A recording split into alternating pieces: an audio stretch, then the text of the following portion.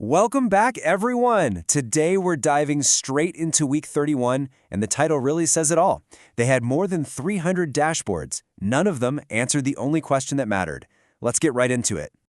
So I want you to drop right into the scene with me. Picture this. It's 8:42 a.m. at GreenVolt Energy. They're just starting to stabilize after a massive incident, but the true operational decision-making, well, it's about to hit a brick wall.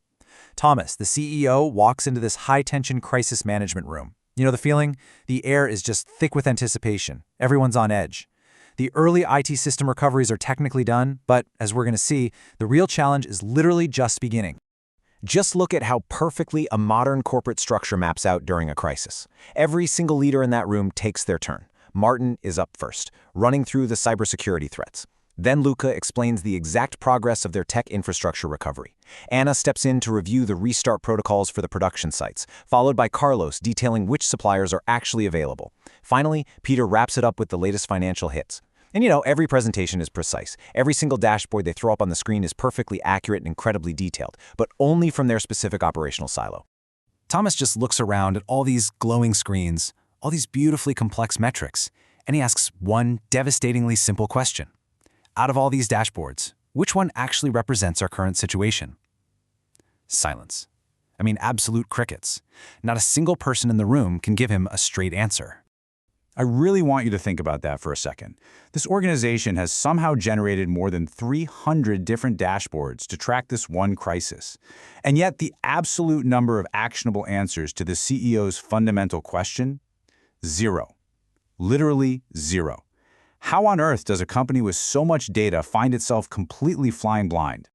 Well, it's because of the siloed reality. Every team is looking at the crisis correctly, sure, but from entirely disconnected perspectives. The Chief Information Security Officer sees active threats. The Chief Information Officer sees the network infrastructure. Operations is hyper-focused on the production lines. Finance is just watching the bleeding losses, and supply chain is sweating over vendor availability. Every piece of info on those 300 dashboards is 100% correct, but not a single one tells the complete story. And honestly, this siloed reality is way more common than most organizations care to admit. Once a crisis hits, these dashboards just multiply like weeds. Very quickly, executive teams find themselves completely drowning in hundreds of metrics. And ironically, the more data that pours in, the harder it gets to actually make a choice. So here's the absolute crucial point. In a modern crisis, the problem is almost never a lack of information, right? The real problem is a fundamental lack of a shared operational picture across the executive team. Okay, let's dive into the solution. This is exactly where the Ransom-Kick Resilience Model comes into play, and it's an absolutely critical framework for fixing this exact kind of dashboard paralysis. It's designed to forcefully shift executive teams out of this endless data-gathering trap and push them toward actual, clear, decision-making clarity. The core concept here is called decision visibility. And listen, decision visibility is not about building dashboard number 301. It's about making the specific information that truly supports executive choices immediately visible. It requires this subtle but massive game-changing shift in mindset. Instead of walking into the war room and asking, okay, what information do we have? Leaders need to stop and ask, what information do we actually need before we make our next move? That one shift, it changes the whole shebang.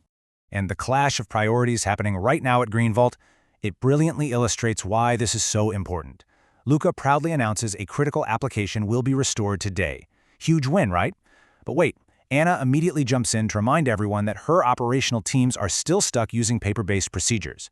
Then Carlos chimes in. 2 strategic suppliers are totally offline. And Peter, he's pointing out that contractual financial penalties are just climbing by the hour.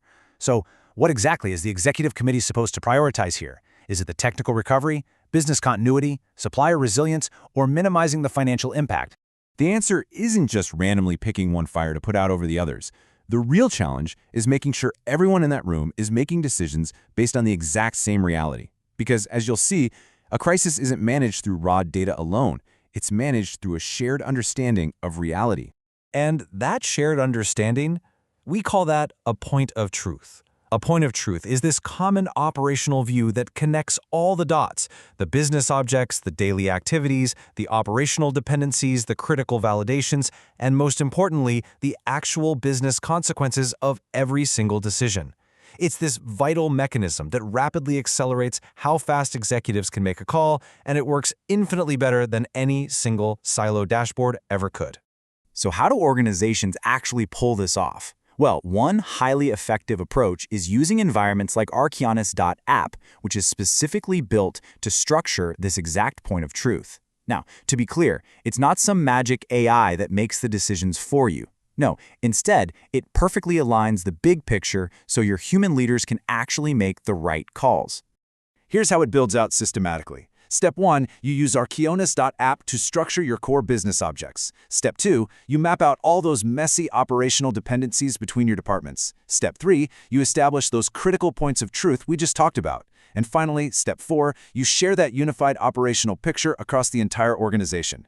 When everybody is looking at the same map, decisions instantly get faster, they're way more consistent, and they actually stay aligned with true value creation. So, if there's one thing you take away from this explainer, let it be this. Most organizations do not suffer from a lack of information. They suffer from a massive, crippling lack of shared visibility. Fixing this, actually bridging those departmental silos, is exactly what separates a merely successful IT recovery from genuine company-wide operational resilience. In our next explainer, we're going to see all of this play out in real time. We'll explore how a tiny, seemingly insignificant change in the estimated recovery time of just one critical system completely ripples through the priorities of multiple business units. It's going to force GreenVolt's executive committee to rethink their entire strategy from the ground up. You definitely won't want to miss it. But before we wrap up today, I want to leave you with a bit of a provocative thought regarding your own organization's readiness. Think back to your last major incident, or even just your last tabletop exercise. When the pressure was really on, did your leadership team have true shared visibility?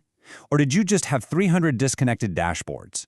If you're ready to start structuring your own operational resilience and finally escape the dashboard overload, I highly encourage you to take that next step.